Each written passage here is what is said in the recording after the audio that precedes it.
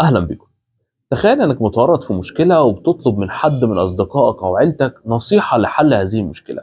في الفيديو ده هعرفك إزاي تطلب منه نصيحة وكمان ترد عليها باللغة الإنجليزية لو حد طلب منك نصيحة.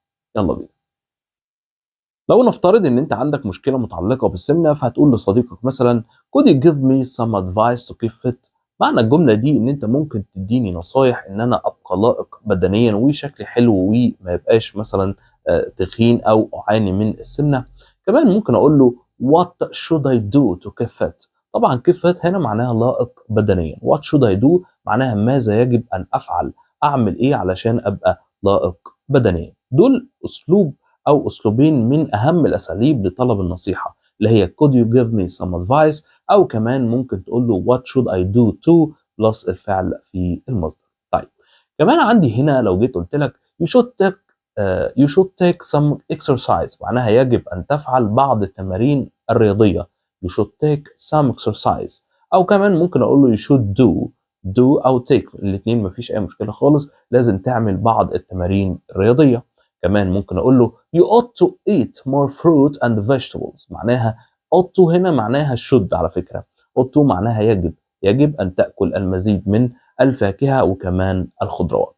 كمان ممكن أقول له why don't you go jogging. معناها لماذا لا تجرب الركض، يعني ليه ما تبطلش أو إن أنت تجرب إن أنت تجري، إن أنت تمارس رياضة الجري أو الركض طبعا اللي هي الجري بأسلوب معين، مش الجري اللي هو الجري بشكل سريع جدا، لا الركض ده مفيد جدا لأمراض السمنة. طيب كمان ممكن أقول له باللغة الإنجليزية how about eating less sugary food.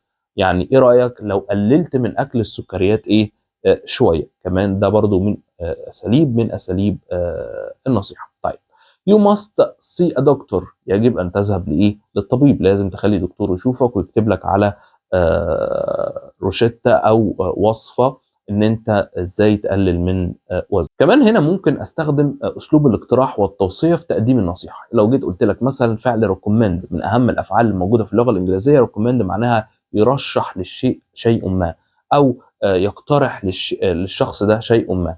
يبقى في فعلين مهمين جدا ريكومند وسجست. طب ازاي استخدمهم في النصيحه؟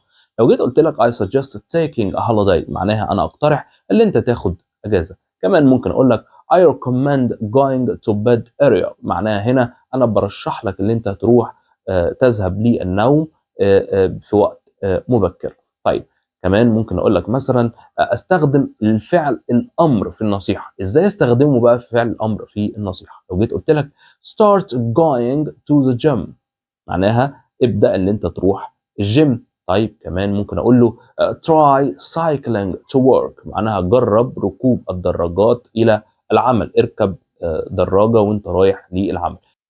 كمان عندي فعل be، ده من اهم الافعال برضو في اللغة الانجليزية اللي انت تدي بيها النصيحة للشخص ده بشكل يعني في تأنيب شوية وفي نوع من انواع اللوم شوية. فلو جيت قلت لك مثلا حد بيكذب عليك او حد بقى يعني مثلا بالمصري كده بيقول لك بيحور عليك، فهتقول له ايه؟ خليك صريح. فهتقول له be straightforward.